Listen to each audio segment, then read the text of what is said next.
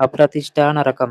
ఈ నరకంలో పాపులను చక్రానికి కట్టివేస్తారు. చక్రం తిరిగినప్పుడల్లా పైనుండి బల్లేలు అనేక సంఖ్యలలో శరీరాన్ని రంధ్రాలు చేస్తూ ఉంటాయి. చక్రం వేగంగా తిరుగుతూ ఉంటుంది. రంధ్రాల నుండి రక్తం కారుతూ ఉంటుంది. అసిపత్ర నరకం. ఇది 1000 యోజనాలు ఉంటుంది. ఎప్పుడూ అగ్నిజ్వాలలతో మండుతూ ఉంటుంది. దీనిలో 14 మంది సూర్యులు రోజూ తిరుగుతూ ఉంటారు. ఆ ఎండ వాతావరణంలో పాపులు ఆహాకారాలు చేస్తూ తగలబడుతూ ఉంటారు. కానీ వారి శరీరాలు అలాగే ఉంటాయి.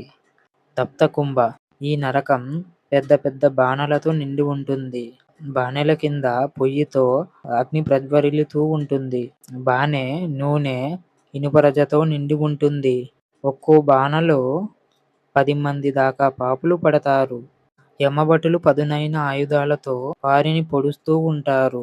పదునైన ముక్కులు గల గ్రద్దలు పాపులను పొడుస్తూ వారి మాంసమును ముక్కుతో లాగుతూ ఉంటాయి. ఈ విధంగా పాపులు బానెలలో వేయించబడతారు.